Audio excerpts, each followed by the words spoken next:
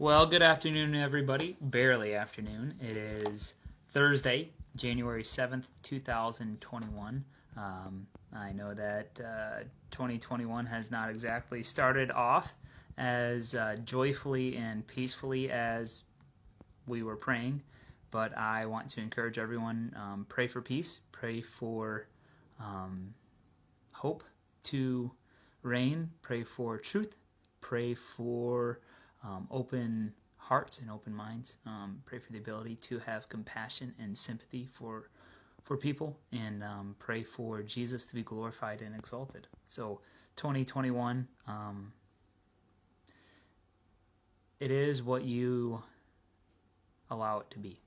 So anyhow, Brittany and I are doing a Read Through the Bible in a Year program this year. It's a Bible that actually has 365 days of readings in it. It's set up really nicely, and we're enjoying it. Brittany actually beat me today. I was halfway through. The girls got up, and then I went for a run while they watched some PBS Kids. So I finished my reading at lunch while holding Lydia, and the reading in the New Testament was Matthew 6, 1 through 24. And I'm not going to read the entirety of it to you guys. I want you to read it on your own, and I want you to ask your family, how can we do this better?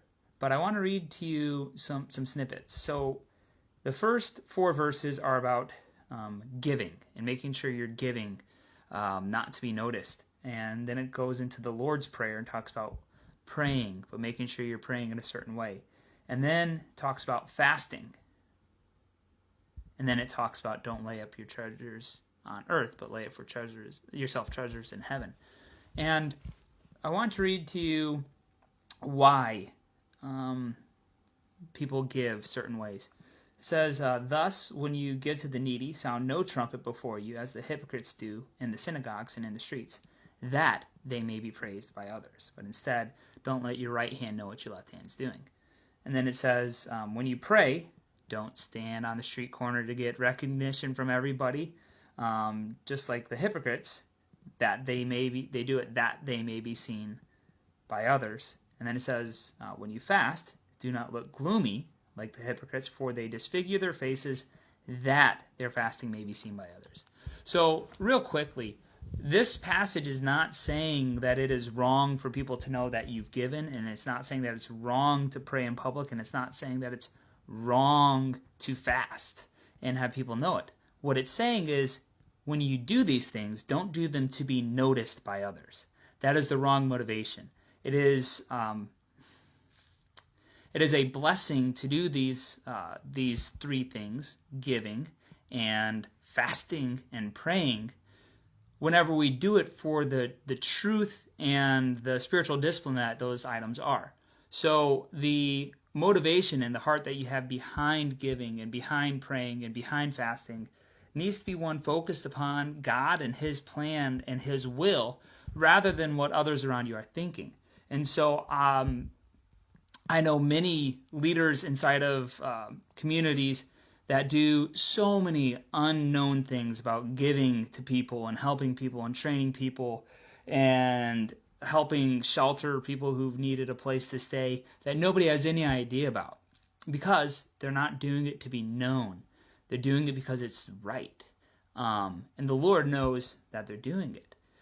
So today I want to focus on this devotional primarily on the reading that I had this morning, because as Christians we have to focus on the text of Scripture, because it's whenever we don't allow the text of Scripture to fully just seep into our minds that we get pulled into idolatry, and we get pulled into fantasies, and we get pulled into lies and distortions, and we allow our perception of reality to be skewed by just the sinfulness in our own heart and the sinfulness of this world.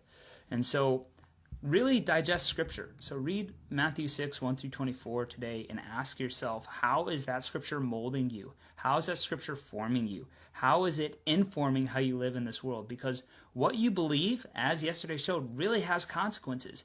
If you believe something to be true, you'll act upon it. So if we believe Scripture to be true, read Matthew 6, 1 through 24, and see how that changes and transforms how you live out your life and how you love your neighbors and how you love those around you, and how you can do those things in a very private way, not to be noticed by others, but because they're the right thing to do. And the Lord will reward you for these things, but you don't necessarily have to make it public. That being said, I will close this way. A lot of you just received stimulus money that you're wondering what to do. Well, there's lots of charitable organizations out there that would receive your giving. Don't tell me that you gave, or don't tell everybody that you're doing your giving, but give to them. Or try to figure out if there's someone in your community who needed more than that stimulus check to cover their rent or something else like that, and help them. But do it as Matthew 6, 1 through 4 says. Don't do it to be seen. Don't do it to be known. Don't do it to be heard. Don't do it so that way everybody knows you're benevolent. Do it because it's the right thing to do. All right. Love you all. Have a great day.